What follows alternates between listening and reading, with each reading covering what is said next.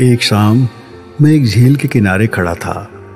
अस्त होते सूर्य की किरणें सुनहरी होकर झील पर पड़ रही थी और वो झील भी सुनहरी लग रही थी। उसके बाहर की हर चीज दूर से काली स्याही से बनाए चित्र के समान लग रहे थे। वो समय की एक अवस्था थी जो कुछ ही देर में बदल जाने वाली थी।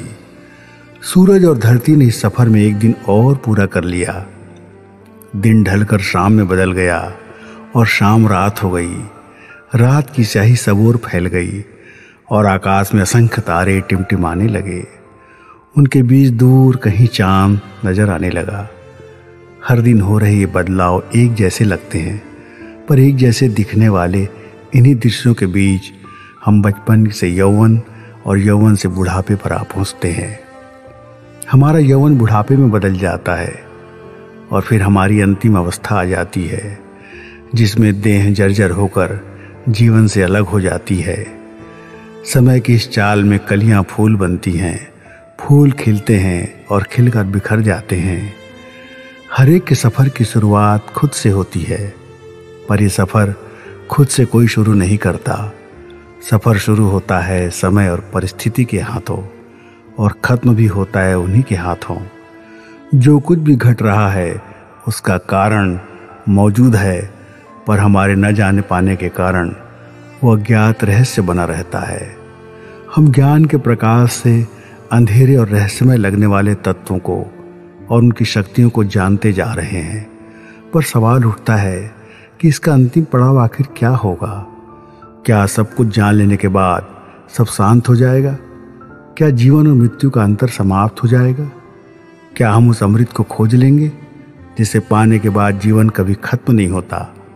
हम सब ने सुना है कि अमृत पान से मनुष्य अजर अमर हो जाता है।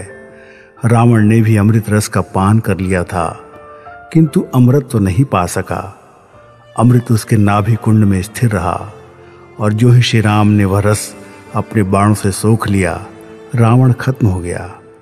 अमृत मिलता है, किंतु ये जरूरी नहीं कि अमृत तो बना रहे, क्योंकि कल्पना करें कि अमृत पान के बाद शरीर खत्म ना हो तो फिर क्या होगा? तब परिवर्तन की सारी प्रक्रिया ही रुक जाएगी। ऐसा जीवन जिसका अंत नहीं है, और जब अंत नहीं है तो परिवर्तन नहीं है, और परिवर्तन नहीं है तो गति नहीं है, और गति शून्य स्थिति कर्म विहीन अवस्था होगी। जब ऐसी अवस्था होगी तो फिर क्या रह जाएगा इस जीवन में? ठहरा हुआ जीवन एक पत्थर के अतिरिक्त और क्या होगा? तब उसे गति देने के लिए उसका अमृत छीनकर उसे नाशवान अवस्था में लाकर उसे गति देनी होगी। चलकर खत्म होकर फिर शुरू होना, यही जिंदगी की परिभाषा है। इस यात्रा को रोचक उत्साह से भरा, सुख दुख की छांव में रखकर और नई जिज्ञासा में डुबाए रखकर चलाने की कुदरत की बहुत शानदार योजना है। कुछ मुसाफिर दिव्य अनुभूतियों में डूबकर आनंद रस पा रहे हैं, कुछ मिलन बिछोह की धूप छांव में हैं, कुछ सतह पर संघर्ष और हार जीत की पीड़ा से गुजर रहे हैं। सब इस गोल घूमती बस में सवार हैं। किसी न किसी पड़ाव पर इस काया को उतरना ही है। इसे अमृतत्व का ठहराव नहीं, परिवर्तन चाहिए। निरंतर गतिवान जीवन ही महकता है, मुकाम हासिल करता है, अपनी मंजिल को पाता है और फिर आगे बढ़ जाता है। यही जीवन है, यही जिंदगी है, यही जिंदगी का रस है।